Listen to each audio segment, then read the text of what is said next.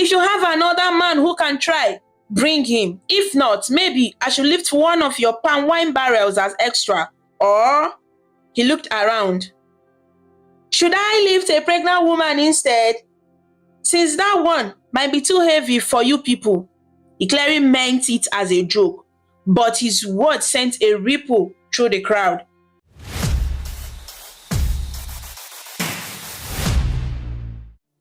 Chioma awoke to the soft crow of a rooster perched on the udara tree behind her compound. The first light of dawn painted the sky over Amiibo village in gentle pink and orange. It was early morning, and a cool breeze drifted through the mango trees. Heavily pregnant and feeling the weight of her belly, Chioma stretched and rose from her bamboo bed with a yawn. Despite being 8 months along, she moved with energy and purpose. Outside, the village was already stirring. Pink smoke poured out of clay chimneys as women lit their cooking fires. The scent of burning wood and boiling yam wafted through the air. Wrapping an Ankara cloth around her chest and tying another wrapper firmly under her belly, Chioma stepped out into the yard. She balanced a calabash of water on her hip, humming a cheerful folk tune. A pair of chickens clucked around her bare feet as she went to water her little garden of ugu leaves and peppers. Chioma, ụtụtụ ọma o, good morning, called her neighbor, Neude, from the next compound. The elderly woman was sweeping her yard with a short broom made of palm fronds. Good morning, Neo, Chioma replied with a bright smile. She lifted the heavy water pot with ease and poured a steady trickle onto the thirsty plant. Neude paused her sweeping to stare, hands on her waist. Even in her youth, Neude couldn't remember any woman in the village carrying such a heavy pot at that stage of pregnancy. Hey, yeah, take it easy, oh. You are carrying 2 people now, eh? Neude first, clucking her tongue in concern. This your baby will come out lifting dumbbells if you continue like this, she added in Igbo, shaking her head with equal parts worry and amusement. Chioma laughed, wiping a bead of sweat from her forehead. Nne, I am fine. Ademomma, you know pregnancy is not sickness. I must water my vegetables so we can have soup this afternoon. Besides, she added with a mischievous grin, the baby likes the exercise. Neude chuckled despite herself. Okay, oh, superwoman, just be careful. We want a strong baby, but we also want a healthy mother. She leaned on a broom and watched as Chioma hefted the water pot again. This time, Chioma placed it expertly on her head, using a coiled cloth as cushion. Standing straight and proud, she walked across the yard without spilling a drop, even over uneven ground. Neude could only marvel and mutter, Chioma, truly, your strength is not ordinary. As Chioma finished her chores, the rising sun cast a warm glow over the reddish soil of the compound. In the distance, a goat bleated and children's voices started to ring out as they got ready for the school day. Life in the village of Amiibo was beginning anew, with the promise of a clear bright day.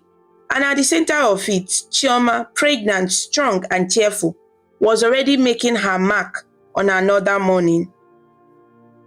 As the sun climbed higher, Chioma fetched another bucket of water. Just as she hoisted it up, a tall figure appeared at the gate of the compound. It was her husband, Emeka, returning from the early morning palm wine tappers shade, with a small keg of fresh palm wine dangling from his hand. He stopped in his tracks, eyebrows raised, watching his wife carry the bucket easily to the kitchen area. Chioma, put that down, Biko, please.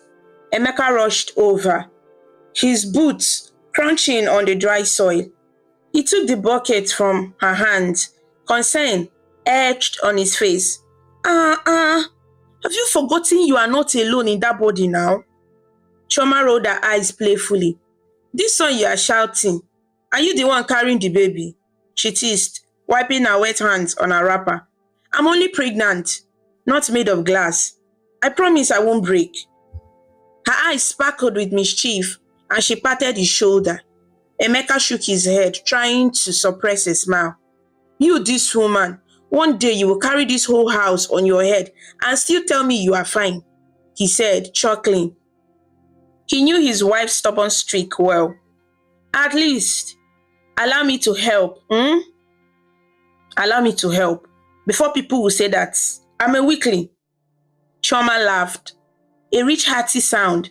Nobody will say that. They know I don't even let you carry your own toolbox, she joked. Emeka was a local carpenter, and it was true. Chioma had been known to lift his heavy toolbox of hammers and nails as easy as she lifted a basket of vegetables. They settled on a wooden bench under the shade of a plantain tree to have breakfast together. Chioma had prepared steaming hot akamu, pap made from corn, and akara balls she fried earlier. As they ate, a few neighbors passed by on the road and greeted them. The aroma of breakfast mingled with the scent of dew drying off the grass. Have you heard? Emeka began casually between sips of pap. That Okeke's son from the next village came back from Lagos. The one they call Iron, or was his nickname, Iron Monkey. Chioma nearly choked on her laughter. Iron Monkey? What kind of name is that? Emeka grinned. They say he's a bodybuilder now, very strong, lifting weights and all those muscle thing. He flexed his arm comically to demonstrate, though he was lean. He came back boasting that no one in Amiibo can beat him in a strength contest. Chioma raised an eyebrow. Interest piqued. You said that? Yes, so Emeka continued, enjoying the storytelling. Yesterday at the market square, he was doing gra-gra, showing off. He lifted a whole bag of yam tubers by himself and was calling out for challengers. Some of our men want to put him in his place during the New Yam Festival next week. They are planning a kind of weightlifting competition as part of the festival entertainment. Chioma shook her head, clicking her tongue. These men and their ego. New Yam Festival is for Thanksgiving, not wrestling. But I know our people. The moment someone brags, they must answer. Emeka nodded, wiping his hand on a napkin. True. You know our village youth leader, Ikechukwu, has been training since yesterday. He chuckled. He said he won't eat any fufu until the contest, so he can stay light on his feet. Chioma burst out laughing, as if it's a boxing match. This is how they will starve themselves and still fail to lift anything. Always turning everything into competition. They shared a laugh. Emeka finished his pap and stood up to get ready for the day's work. Anyway, I just hope no one breaks their back trying to impress that Iron Monkey. The man looks like a tree trunk. Chioma placed a hand on her hip, tilting her head thoughtfully. A tree trunk? Well, even a tree trunk can fall when the axe is sharp, she said slyly. Her husband eyed her with a mock, stern look. Madam, don't get any ideas. You will sit down quietly during that contest, though. I know you, your blood is hot. Promise me you won't try to challenge anybody with this your condition. Chioma feigned innocence, placing a hand on her belly. Challenge me? I am just an observer, carrying your son or daughter here. Don't worry, I will behave. But the slight smile on her face didn't escape Emeka. As Emeka left for his workshop, Chioma cleared the dishes. She couldn't help imagining the scene at the festival, men grunting and struggling to lift weights. The so-called Iron Monkey basking in attention. The thought made her chuckle as she scrubbed the pot. Deep down, a flicker of excitement danced in her chest. She had no intention of causing trouble, of course, but something about a boastful strong man piqued her interest, like a challenge quietly calling her name. By late morning, chores were done and the sun was high. Chioma decided to walk to the village market to buy fresh okra and dried fish for soup. Wrapping a thin shawl over her head to shield from the sun, she headed out. Along the narrow path, lined with hibiscus shrubs and pawpaw trees, she exchanged greetings with villagers and passerby. At the market, stores buzzed with life. Traders called out their wares. Tomatoes here, onions, pepper. The smell of smoked fish mingled with that of ripe plantains.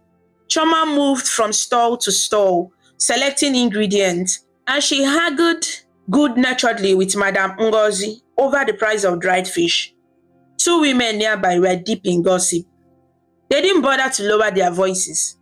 Have you heard about the context next week? She asked, excitement in her tone.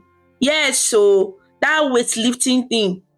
My cousin from Omofia said that Iron Monkey nearly lifted a motorcycle in their village last month. The other exaggerated, eyes wide. The first woman gasped, Sophia Akwa, are you sure? A whole motorcycle? Chioma beat back a smile as she listened, pretending to focus on her fish purchase. The gossip continued.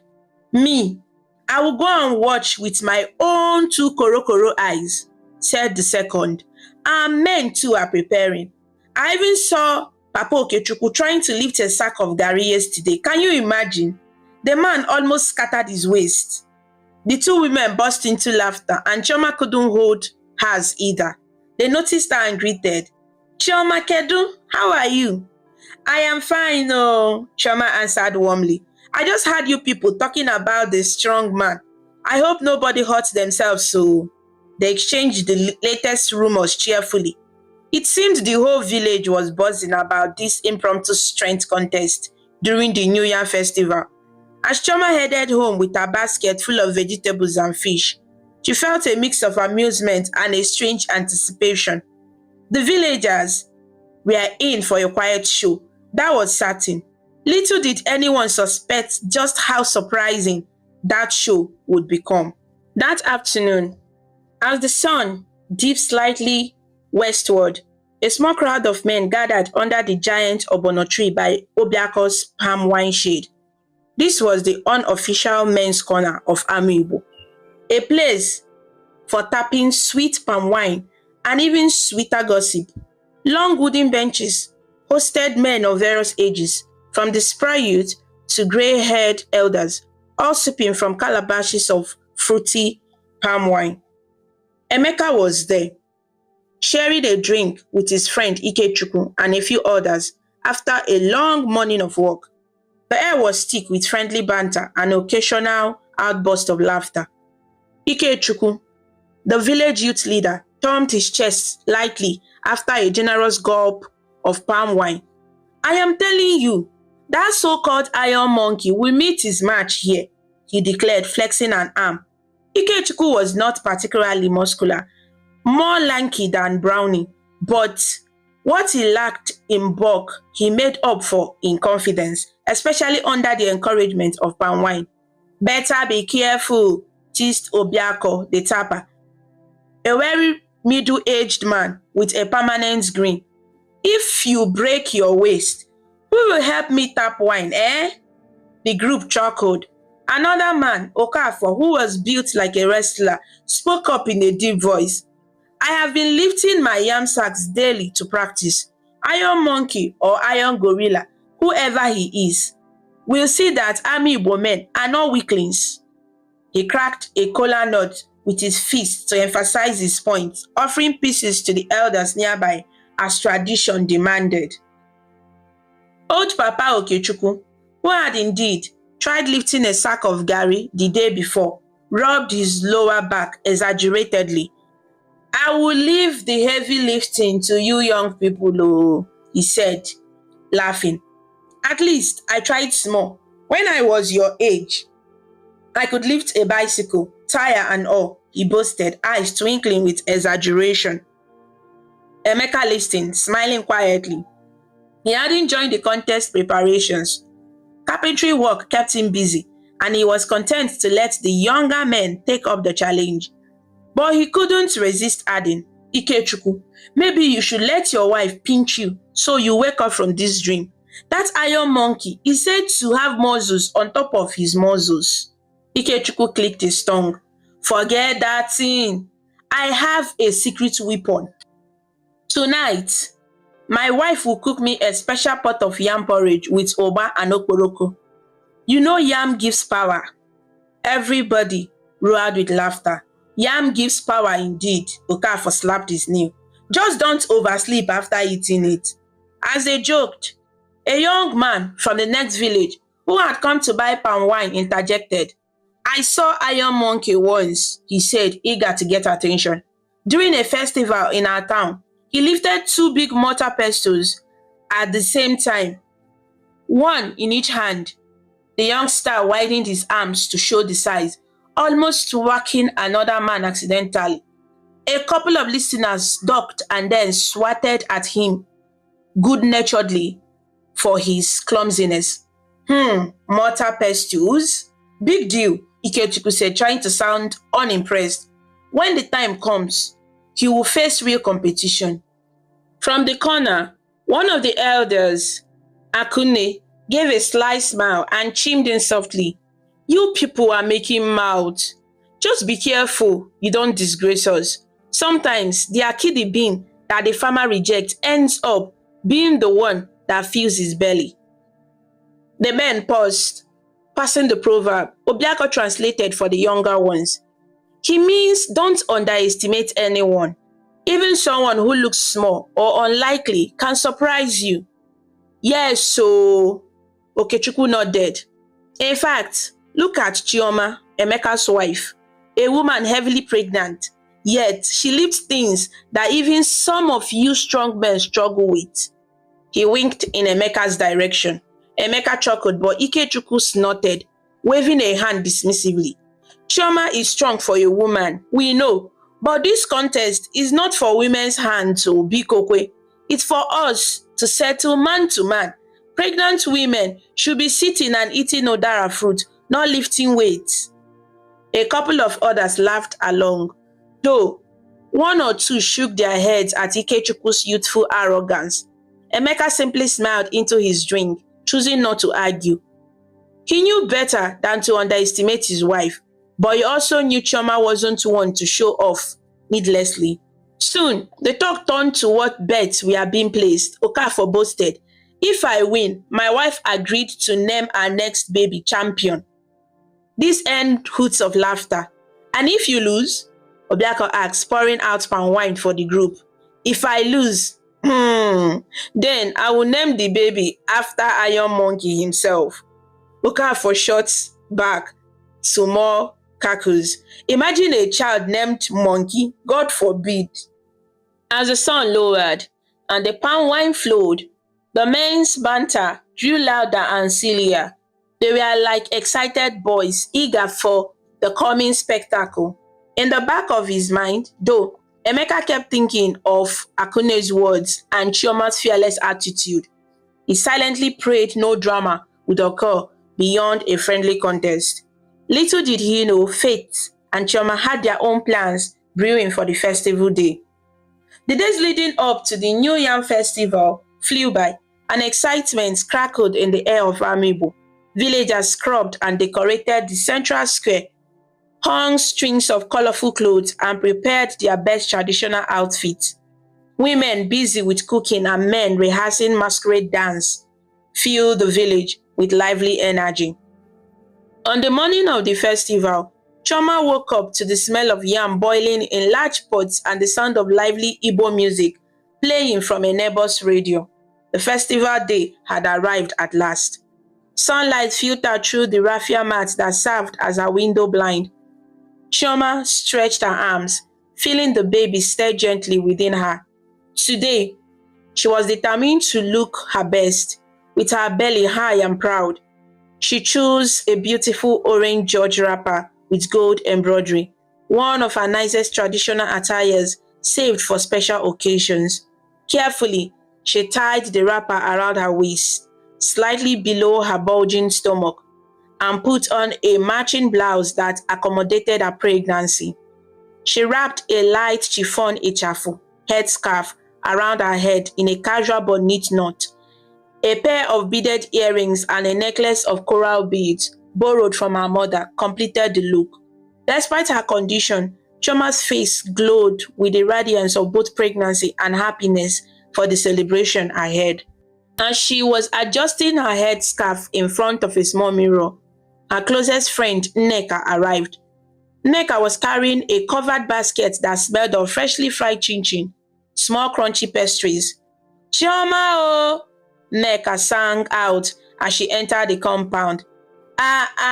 See fine woman. You look like a true Adi Igbo, daughter of Igbo land, ready for the festival." Chioma beamed and gave a little twirl, belly and all. "My sister, you want to make me shy this early morning," she joked. "Come, sit. Is that chin-chin I smell?" "Yes, so," Nneka laughed, uncovering the basket to reveal golden brown chin-chin pieces. "I brought for you and Emeka. I know you will be too busy to fry snacks today." "You are a darling," Chioma said, popping one in her mouth and crunching happily. The two friends settled on a mat in the shade. Nneka was a childhood friend of Chioma, a lively woman with a quick wit.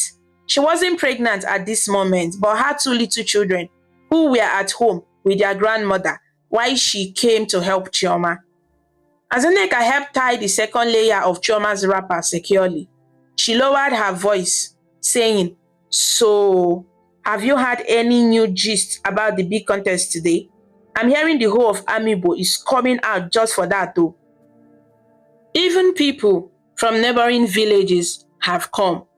Chioma nodded, adjusting a bead on her necklace. "I had."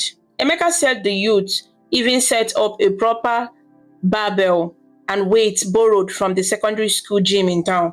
They carried it to the square last night. Nneka let out a low whistle.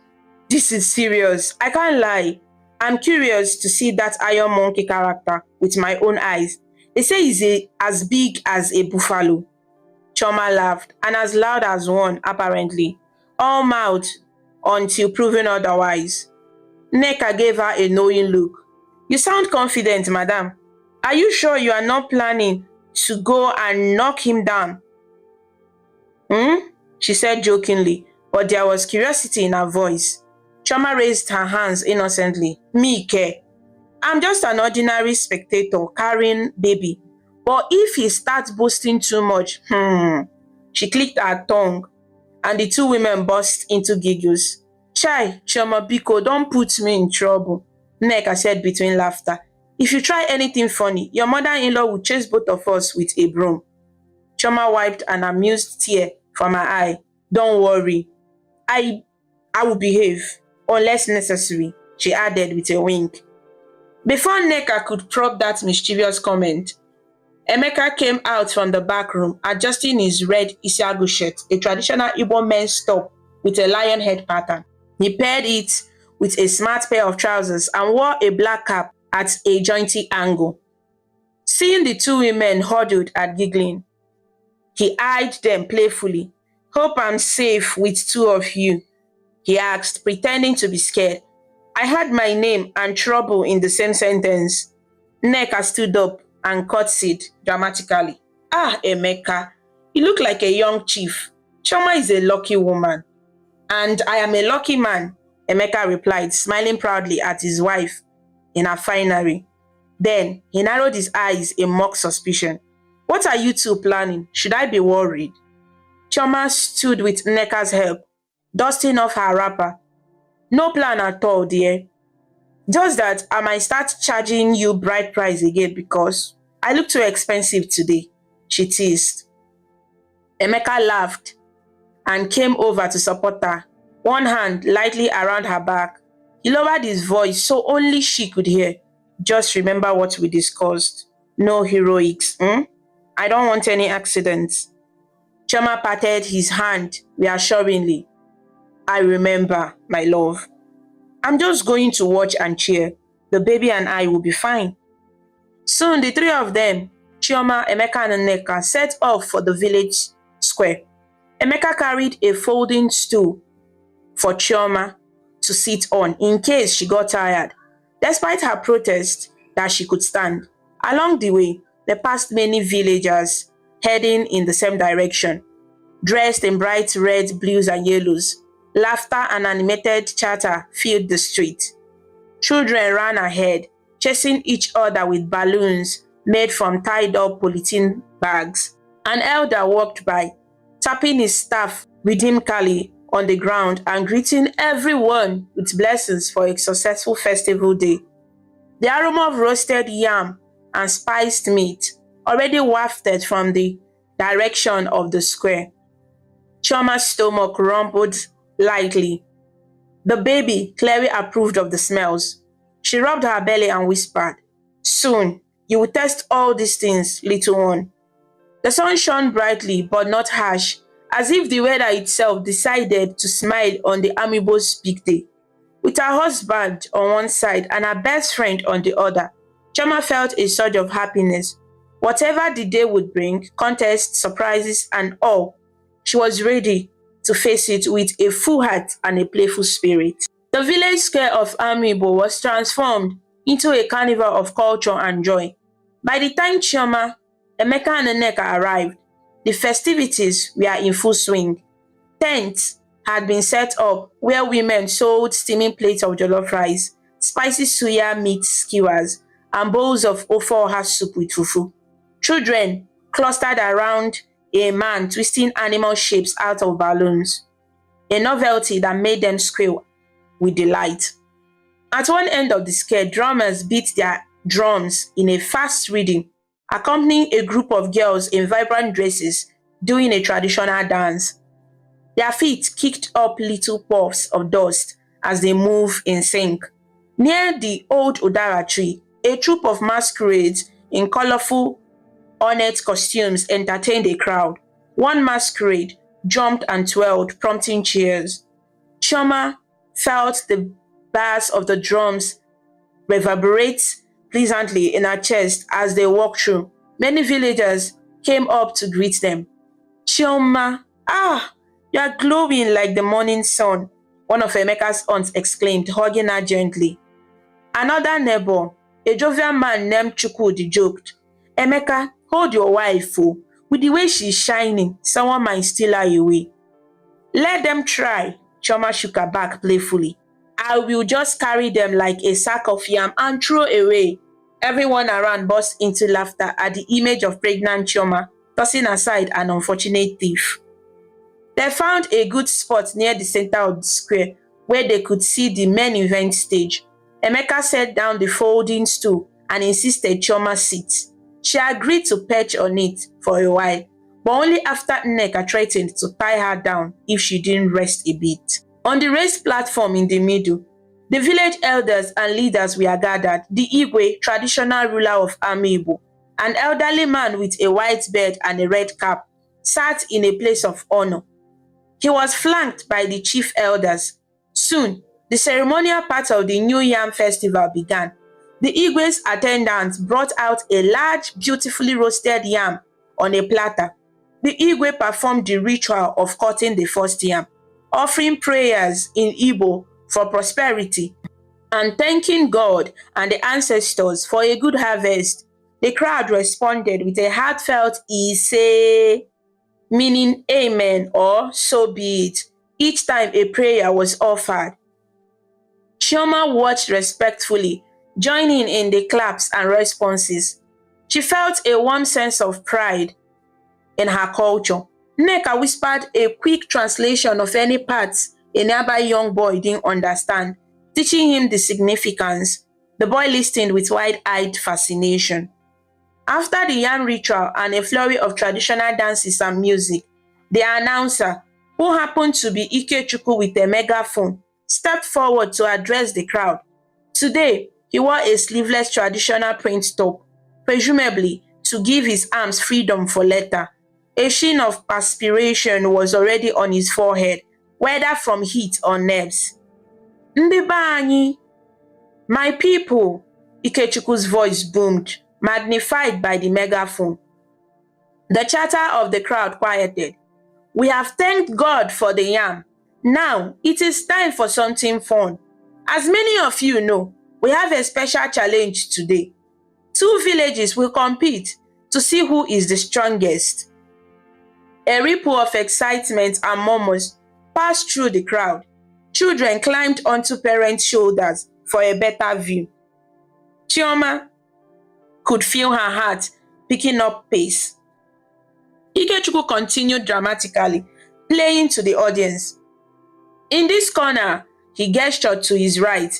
The pride of Ami Igbo, the men who fear nothing, who carry the strength of 10 lions after drinking 1 keg of palm wine. Laughter and cheers erupted. A group of local young men, including Okafor and a couple of others, stepped forward, flexing their muscles comically. Emeka stayed back, but he clapped along with everyone, shooting Chioma a quick grin. And in the other corner, Ikechukwu pointed to his left. We have our friends from Umuofia village.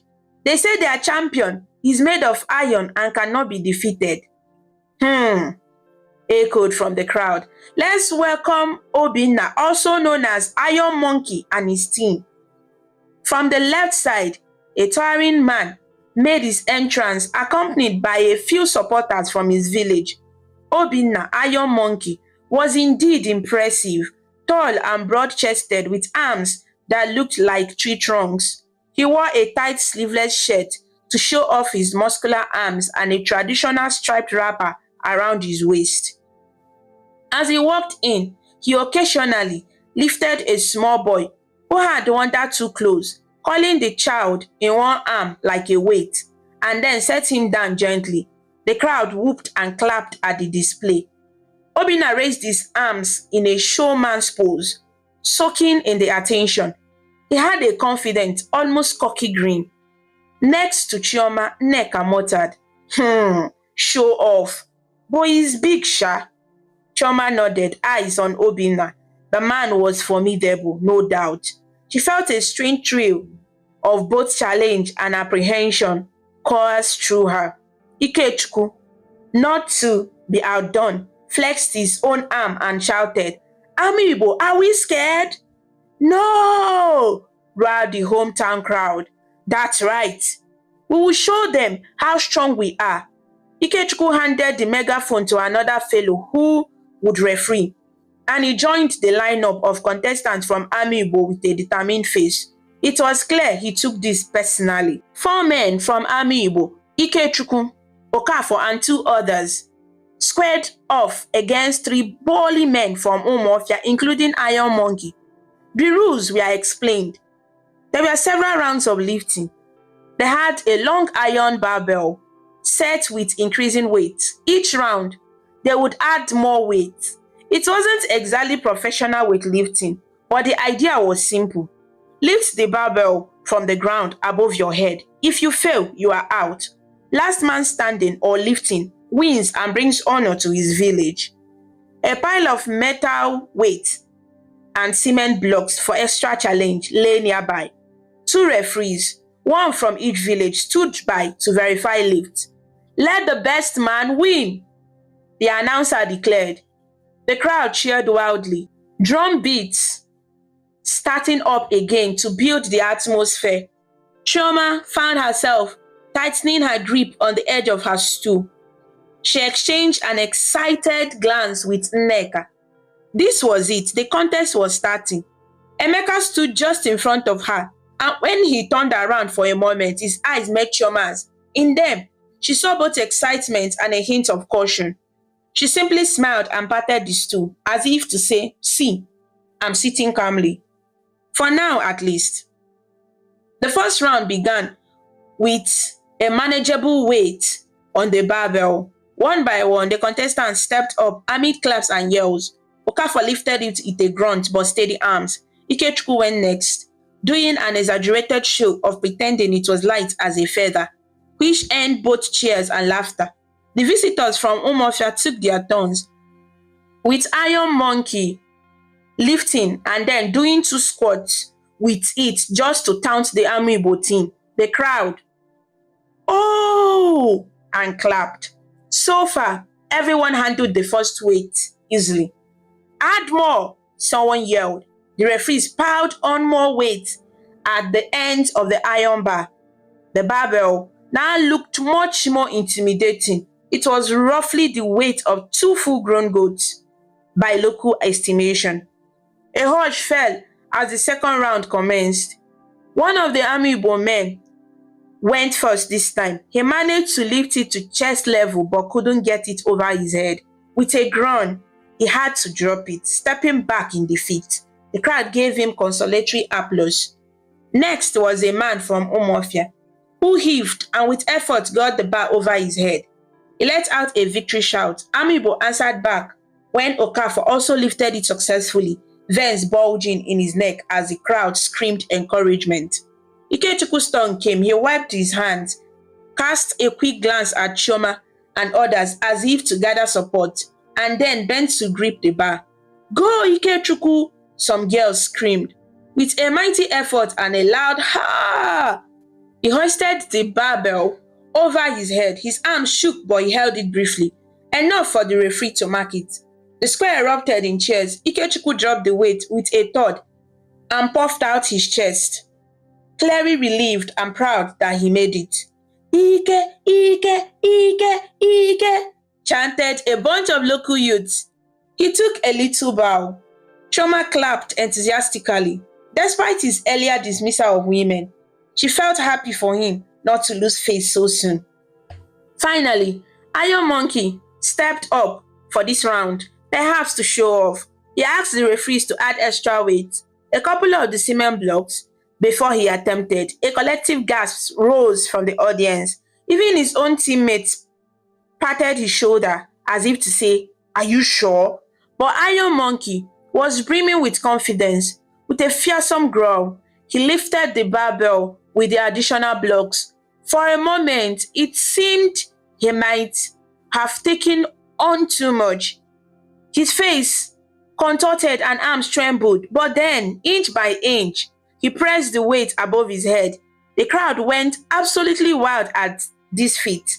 Even Chioma found herself applauding the impressive strength, while many others from Amiibo looked on in worried astonishment. He dropped the bar with a heavy thud, raising dust. Iron Monkey then flexed both arms at the Amiibo side and shouted, "Any more?" A broad grin on his face. Some of the Umuofia supporters hooted in delight, while the Amiibo crowd murmured amongst themselves. This stranger was indeed formidable. Nneka leaned to Chioma's ear. "This is getting interesting, but I don't like the way he's embarrassing our boys with that extra show." Chioma's eyes stayed on Obinna, who was soaking up the attention. "Me neither," she whispered back. Inside her chest, she felt that flicker, the challenge calling her name, flare a little stronger. She put a hand protectively on her belly and took a deep breath, willing herself to stay calm and just watch for now. The contest was far from over, but one thing was certain: the true test of strength and perhaps Chioma's resolve was about to reach its peak. The contest progressed into a third and final round, but now the sun hung high and many spectators used handkerchiefs or paper fans to stay cool. The barbell had been loaded with all the weight discs and additional cement blocks, an intimidating sight that even some strong men in the crowd eyed with trepidation. Only 3 contestants remained: Okafor and Ikechukwu for Amiibo, and Obinna Iron Monkey for Umuofia. The tension was palpable. Drummers gave a low, suspenseful rhythm as Okafor stepped up to attempt the monster weight. Okafor squatted, grasping the iron bar. He let out a loud hiss and pulled with all his might. The barbell barely left the ground. His face tightened in a grimace. Muscles quivered. A handful of seconds passed, but the weight refused to go past his knees. With a frustrated cry, Okafor dropped it. He staggered back, shaking his head, defeated. A sympathetic applause rose. Okafor had done well to reach this stage. Now it was Ikechukwu's turn. He wiped his brow. Emeka rushed forward to pat his shoulder encouragingly. Ikechukwu took a deep breath and crouched. You can do it! Voices cheered, including Nneka's. He summoned every ounce of strength. Slowly, the barbell lifted off the ground. Oh! The crowd murmured as Ikechukwu got it to his waist. His arms strained, eyes bulging with effort. It was the heaviest thing he had ever attempted, and every inch was a battle. Chioma found herself half standing from her stool, fist clenched, as if trying to physically help lift it. Emeka was at his side, ready to spot him if needed. Ikechukwu tried to adjust his grip to push the bar overhead, but suddenly he let out a pained gasp.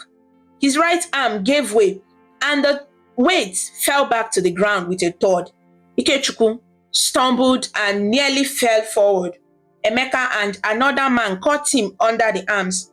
Ikechukwu winced, clutching his shoulder. A collective groan of dismay rippled from Amiibo spectators. Ikechukwu had failed the final lift, and worse, it looked like he might have pulled a muscle or injured himself. He limped away gingerly with Emeka's support. Now only Iron Man remained, and he had already proven he could lift more than anyone else here. The Umuofia supporters started clapping and chanting, "Iron, Iron, Iron, Iron," in celebration, sensing imminent victory. Iron Monkey stepped forward, brimming with confidence, perhaps too much confidence. Instead of attempting the weight immediately, he basked in the moment, waving at the crowd and flexing. Then, with a smile, he took the megaphone from the referee. "Amiibo!" His voice bled out, teasing in tone. "Is that all? No one left to challenge me? Have I defeated you so easily?" Some of the Amiibo villagers bored or muttered, but many hung their heads or looked away, upset that the rival might win bragging rights today. Iron Monkey wasn't done.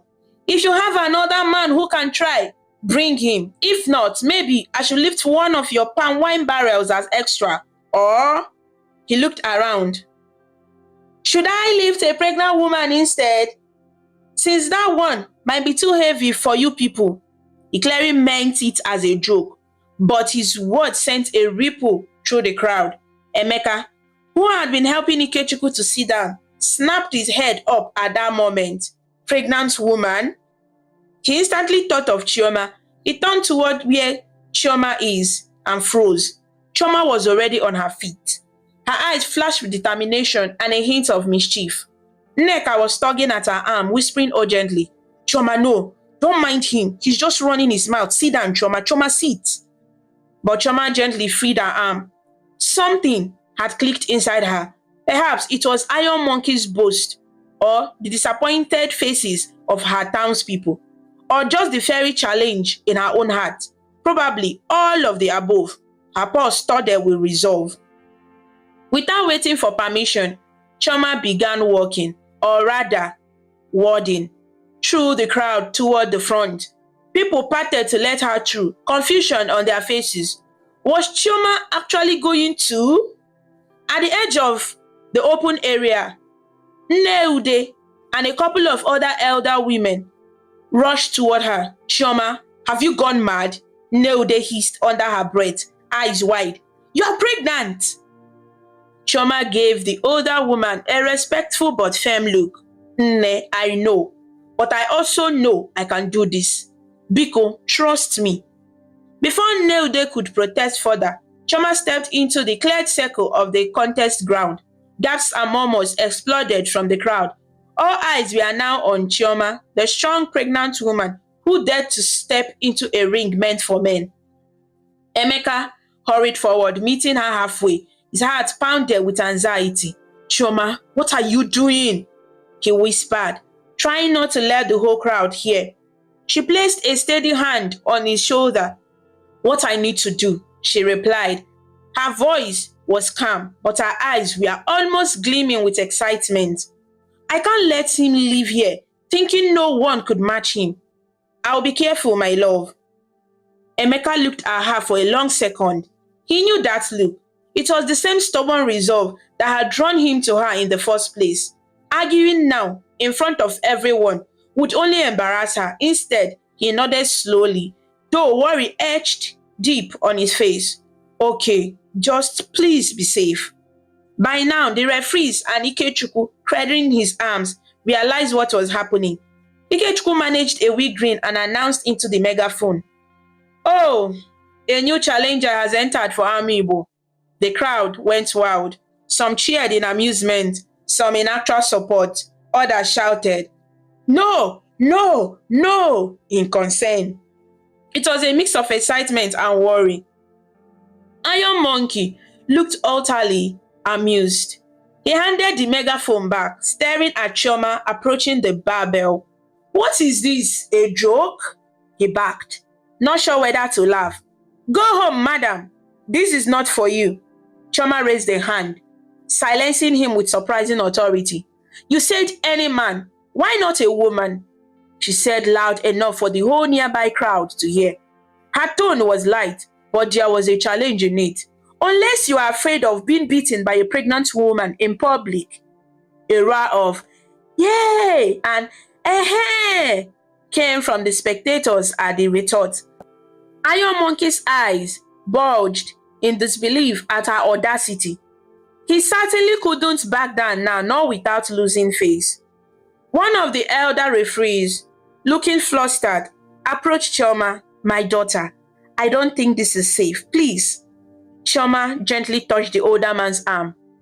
"Nani, I promise.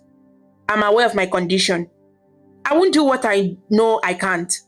But I can do this. Let me try, just once." The referee hesitated, then glanced at the Igwe and elders on the stage. The Igwe himself was leaning forward, eyes keen with curiosity. He hadn't stopped it, which many took as unspoken permission to proceed. In truth, he was as astonished as everyone else, but also intrigued. With that, Chioma turned to the task at hand.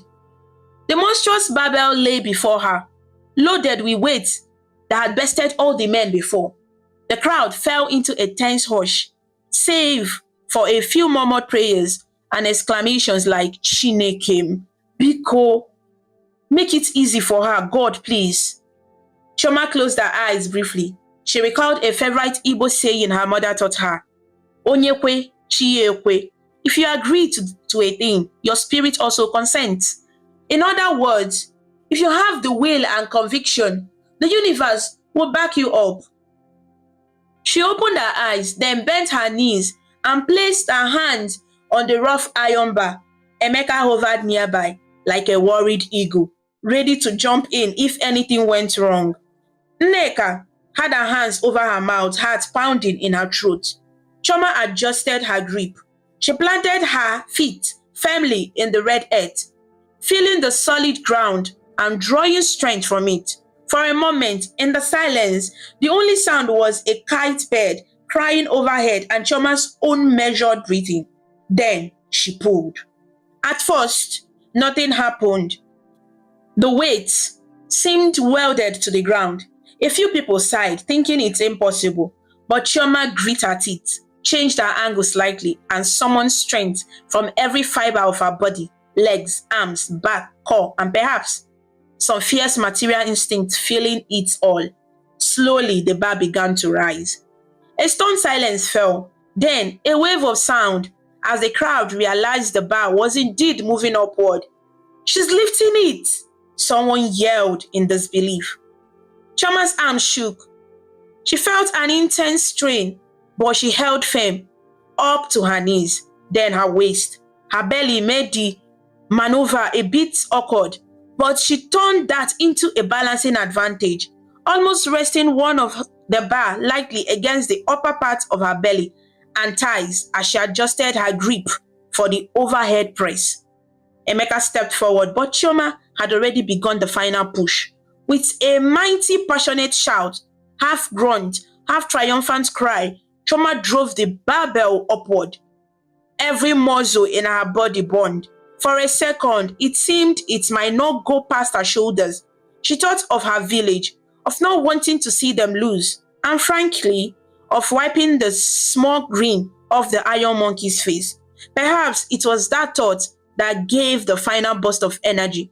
With one more yell, Chioma extended her arms fully and locked the barbell over her head. The weight that no man here could lift. A heavily pregnant woman now held aloft like a champion. For a heartbeat, you could have had an ant sneeze in that square. Nobody believed what their eyes showed them. Even the drummers stopped, sticks frozen in mid-air. A thunder of cheers, screams, and applause exploded from villagers of Amiibo, and quite a few from other villagers too, who were simply amazed. Men were hollering and jumping, women filled with joy, children, not fully understanding what happened but excited by the noise, started dancing around. Iron Monkey's jaw hung open. He looked as if someone had hit him with a fufu stick. His supporters from Umuofia were equally stunned. One actually dropped the palm wine he had been sipping from. Chioma stood there, arms still holding the weight overhead for a moment longer, as flashes of cameras from a few smartphones in the crowd went off. This event would surely hit WhatsApp chats by evening. She had a victorious smile on her face. Finally, with a controlled care, Chioma set the barbell down. Emeka practically flew to her side, wrapping one arm around her for support. Nneka was already laughing and crying at the same time, trying to hug Chioma without knocking anyone over. The referee from Umuofia, regaining his wits, raised Chioma's hand in the air like she was a boxing champion. "Winner! Amiibo wins!" he declared, grinning broadly. He looked as thrilled by the spectacle as if it were his own daughter who triumphed. Chioma caught Iron Monkey's eye across the way. The big man was still shell-shocked, but then he did something unexpected. He began to clap, slowly at first, then earnestly. He gave Chioma a nod of respect, acknowledging defeat and admiring her strength. Perhaps being tested by this woman didn't wound his pride as badly as one might think. If anything, he seemed almost pleased to have witnessed something so extraordinary. The square was in chaos, the good kind. People rushed forward to congratulate Chioma. Some still have disbelieving. Shouts of "Chioma, Chioma, Chioma" filled the air, along with "Wanyike, Wanyike," strong woman, woman of strength. Amidst the jubilant crowd, Chioma felt a lightness and joy surge through her. She had done it, not just for herself, but for her village. Emeka kissed her forehead, his face shining with pride and tears in his eyes. "My wife, the strongest of them all," he murmured, half laughing. Chioma chuckled, leaning into him as the adrenaline began to ebb. "I told you I won't break," she whispered. However, as the drum beat resumed in celebration and people danced around her, Chioma suddenly felt a strange, familiar cramp low in her belly. She inhaled sharply, placing a hand on her stomach. The baby within gave a strong, unmistakable kick, as if giving a standing ovation. Nneka noticed the change in Chioma's expression. "Are you okay?" "Don't tell me." Chioma blinked and then laughed softly. "It's okay. I think the baby is just excited too." Secretly, she wondered if that was just a particular strong kick or the first hint that her little one might be ready to make an entrance sooner than expected. But for now, she decided to enjoy this triumphant moment. Surrounded by cheering villagers and with her husband's arms steady around her, Chioma, pregnant and powerful, basked in the sweetest victory of her life. The celebration in the square took on a life of their own. The drummers switched to an upbeat victory rhythm, and a few villagers hoisted Ikechukwu and Okafor onto their shoulders as well. After all, they had tried their best, and now everyone was just overjoyed at the unexpected win. Someone shoved a calabash of palm wine into Chioma's free hand, though Nneka promptly took it away, scolding, "Ah, no palm wine for you, new strong mama." The Igwe himself stood up on the stage and raised his hands for attention. Slowly, the ecstatics Noise quieted enough for him to speak. His deep voice carried across the square. Today, we have seen that strength is not only by muscle, not only by man, but by spirit and will. Chioma, daughter of Amiibo, has made us proud. A huge cheer followed. Chioma, blushing, managed a polite curtsy, one hand on her belly for balance. The Igwe continued with a broad smile. I confer on her, right here, the title Adike, daughter of strength. The crowd roared again. Chioma's mouth fell open in surprise. It wasn't an official chieftaincy, but it was a spontaneous honor titled from the monarch, a rare and touching gesture. Adike, Adike, people chanted. Chioma's friend, Nneka, squeezed her arm, eyes shining with pride. Iron Monkey, Obinna, made his way through the crowd to Chioma and extended his hand. Chioma, he said, a bit breathless from all the excitement. I am humbled. That was incredible. Congratulations. Chioma accepted his handshake. Thank you. You gave us a good challenge. She replied graciously. Never in her wildest dreams did she imagine she would be shaking hands with a giant weightlifter after outlifting him. Obinna then did something a bit unexpected. He laughed and said, please, when you have this baby, and if you ever want to compete professionally, come to Lagos. I will train you myself. Chioma laughed along with everyone who heard that. The image of her joining a weightlifting team with a baby on her back was too funny. No, let me just stick to lifting mortars and pestles in my kitchen, she joked.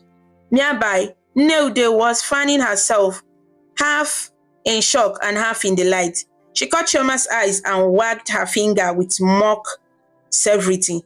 You, this girl, you wanted to give me heart attack. What if something had happened, Sophia Hua?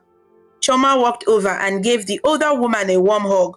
Sorry, Ne, I'm fine, see? Neude melted into a smile and patted her back. Fine indeed. You are stubborn as a goat, but we love you like that. Our own Diana, the huntress. She used the nickname of a famous strong woman she had heard about on the radio once, making everyone chuckle. As the adrenaline of the contest started to wear off, Chioma felt both tiredness and elation washing over her. Emeka stayed glued to her side, his arm firmly around her waist as congratulations kept coming. A group of young girls, eyes wide in admiration, clustered around to touch Chioma's hand or her dress as if she were a heroine from a folktale. Auntie, well done, ma, they chorused, giggling. We want to be strong like you. Chioma gave them a high fives and gentle words of encouragement. Drink your pap, do your chores well, and don't let anyone tell you you are weak, They nodded. Ikechukwu, rubbing his sore shoulder, approached with an awkward grin. Earlier that week, he had dismissed the idea of women in the contest. Now, he looked positively. Chioma, he said, stretching his hand, I have to admit, I never expected. You really showed us. Chai, you are talk and do. That's who you are. She teased him lightly. So next time, you won't say something is not for women. Ikechukwu put his palms together in a mock plea. Forgive me. From now on, if I hear women can't, I'll remember today and shut my mouth. Emeka laughed and clapped his friend on the back. At least you lifted it halfway, my guy. Don't worry, your shoulder will heal, or your pride might take longer. They all laughed, including Ikechukwu. It was good-natured now. In truth, he seemed relieved that Amiibo won, no matter who achieved it. Just then, as if on cue, to punctuate the joyous moment, Chioma felt a sudden wet trickle down her leg, followed by a small gush that soaked the bottom of her wrapper. She gasped softly and looked down in surprise. Neka's sharp eyes followed, and immediately she shrieked, Chioma, did your water break? At her words, Emeka and Chioma locked eyes. Chioma's face was one of astonishment that quickly turned into half laughing, half nervous confirmation. I think so. The baby is coming. A brief second of stunned silence was followed by a burst of activity more frenzied than the contest itself. Ngwa ngwa ngwa, make way! Neude sprang into action, waving her hands to clear a path through the crowd. Labor, baby on the way oh! Emeka, though panicked inside, tried to remain calm. He carefully supported Chioma. Okay, easy, let's get you home or to the health center, he said, voice shaking with excitement and worry. Chioma breathed deeply, a contraction already, tightening her belly. Chineke, she muttered, gripping Emeka's arm. The baby chose timing. Oh, maybe all the lifting jolted it to come out now. Despite the pain, she managed a crooked smile, trust her child to pick the most dramatic moment. The news spread like wildfire. Chioma is in labor. In an instant, a cluster of women, some experienced mothers and one trained midwife who had been at the festival rallied around Chioma. They formed a protective cordon, shooing back onlookers. The midwife, Auntie Ifeoma, took charge. Don't worry, breathe, Chioma. Is this your first baby? Chioma nodded, clutching Emeka's hand. All right, we'll take her to the clinic now, Auntie Ifeoma declared. Iron Monkey, hearing the commotion, looked genuinely concerned. Oh my goodness, is she all right? She'll be fine, Nneka answered on Chioma's behalf, though her own hands trembled with concern for her friend. Just baby coming, that's all. Obinna stepped aside respectfully as Emeka and two other men lifted Chioma carefully onto a padded bench, the same one Ikechukwu had been sitting on earlier. In the flurry, Chioma joked weakly. First, they cheer me for lifting. Now, they carry me like a queen. This day, Emeka, despite his worry, chuckled and kissed her hand. You are my queen. Now let's go welcome our little prince or princess. With a coordinated effort, they carried Chioma toward the local health center down the road. The midwife and the women hurrying alongside. The crowd parted, many shouting prayers and well wishes. Safe delivery! It will be easy like slicing yam. Chukwu Goziegi, God bless you. And so, the New Yam Festival of Amiibo concluded with a grand final no one had anticipated. Their champion heading off to bring a new life into the world. As Chioma was spun away, sweaty, smiling and grimacing by turns, she raised her hand to wave at her village folk. They erupted in one more round of cheers, waving her back fervently. It was a day for the history books of Amiibo, the day a heavily pregnant woman became a hero and then a mother, all before the sunset. That evening, under a silver of moon and twinkling stars, joyful news spread through Amiibo like the aroma of frying plantain.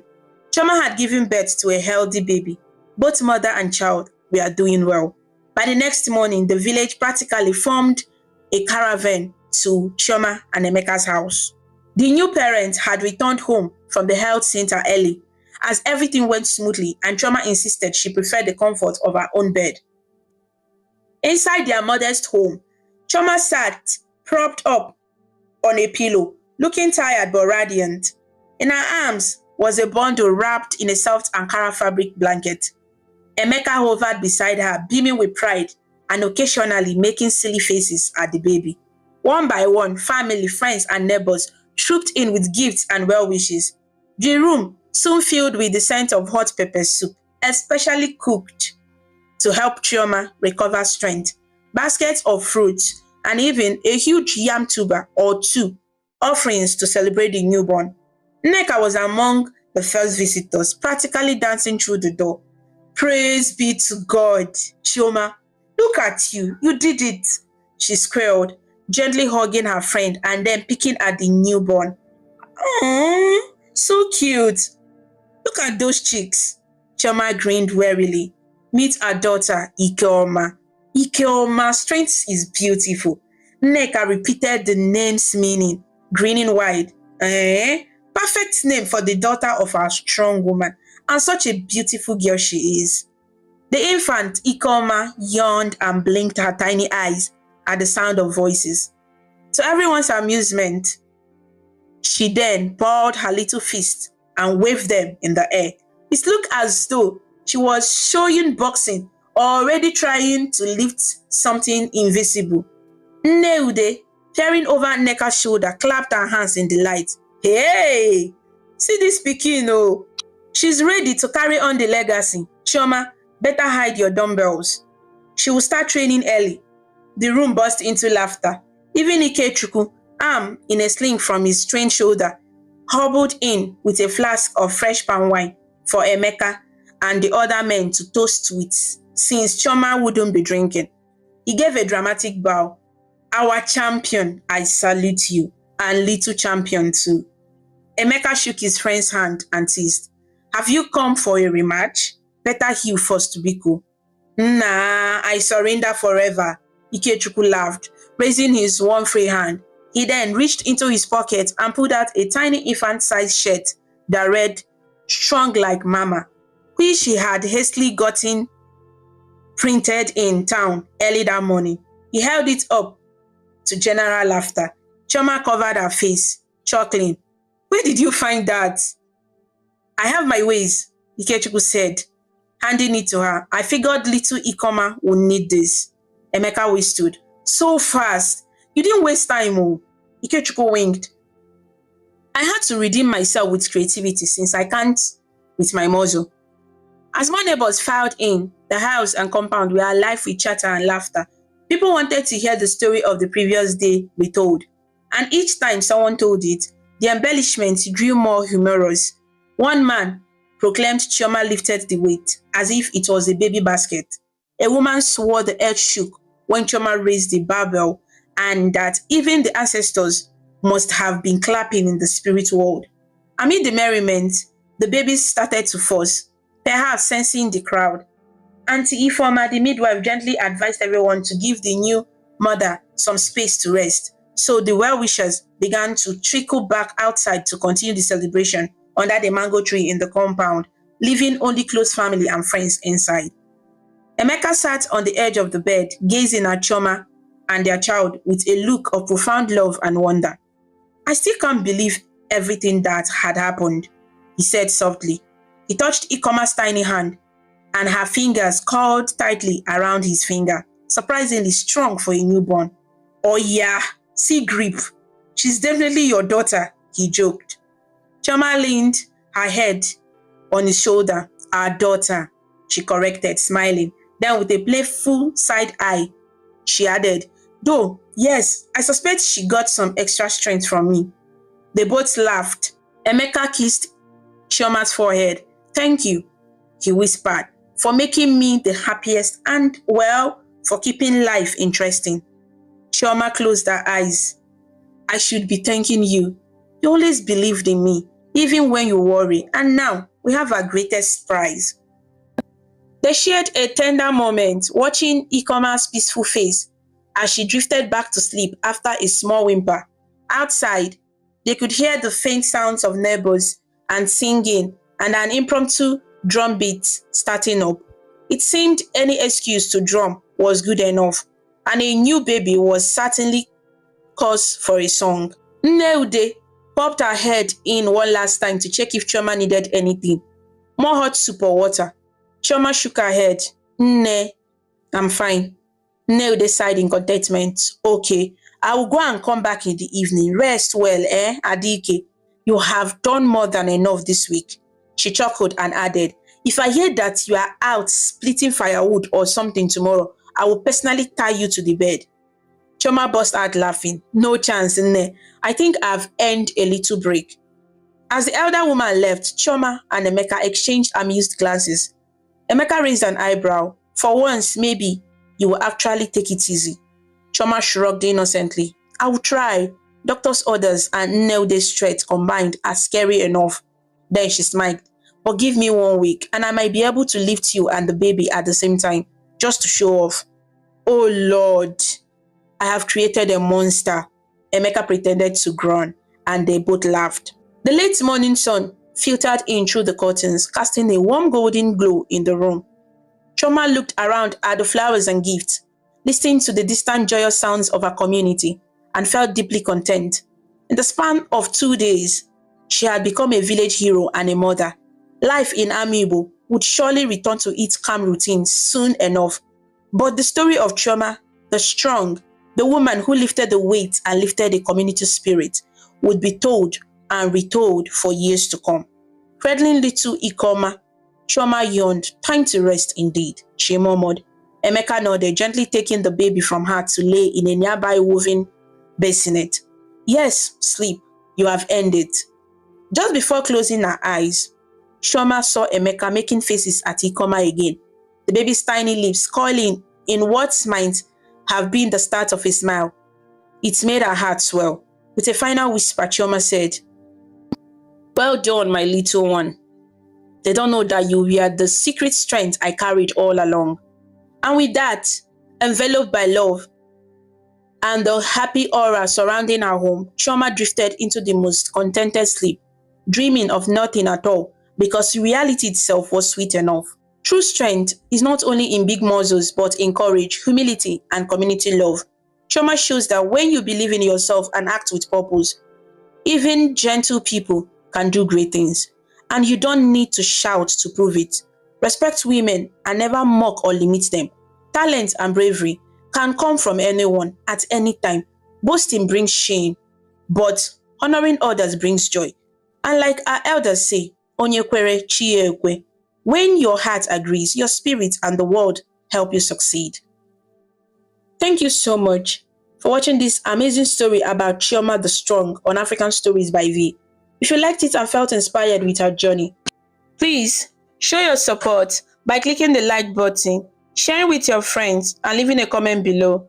To see more interesting stories and learn about different cultures, subscribe to African Stories by V. And do not forget to ring the notification bell so you never miss a new story. Your support means a lot and helps us bring more stories to you. Until we meet again, stay connected, stay inspired, and keep smiling.